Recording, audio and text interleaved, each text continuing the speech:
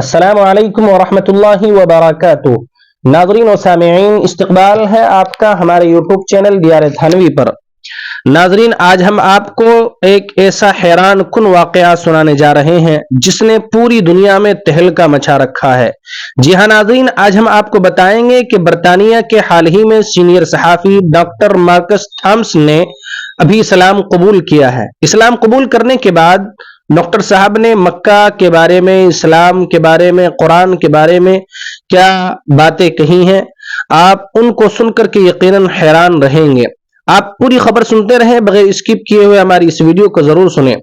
Doctor صاحب فرماتے ہیں، جب سے میں نے اسلام قبول کیا اور مکہ مکرمہ کی حاضری نصیب ہوئی، اس کے بعد برطانیہ واپس جا کر دل کو وہ سکون نہ مل سکا۔ اسی بے قراری نے مجھے دوبارہ مکہ بھیج دیا اور اب 1 ماہ سے یہی ہوں۔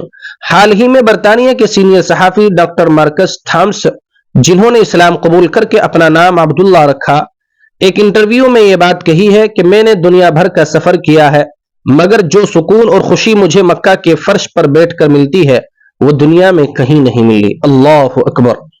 وہ کہتے ہیں کہ قرآن کی مکمل اور غور و فکر کے ساتھ مطالعے کے بعد ان کی عقل نے گواہی دی کہ یہ کتاب کسی انسان کی لکھی ہوئی نہیں ہو سکتی ہے۔ اللہ۔ اسی یقین کے ساتھ انہوں نے اپنی اہلیہ سمیت اسلام قبول کرنے کا ارادہ کر لیا، جسے اللہ نے قبول فرما بھی لیا، اور الحمدللہ ان کی یہ پوری فیملی اسلام لے آئی ہے۔ واقعی مکہ دلوں کی دنیا بدل دیتا ہے۔ اللہ تعالی ڈاکٹر صاحب کے ایمان میں مزید پختگی عطا فرمائے، دل کو ہمیشہ اسی سکون سے آباد رکھے اور حرمین کی بار بار حاضری نصیب فرمائے۔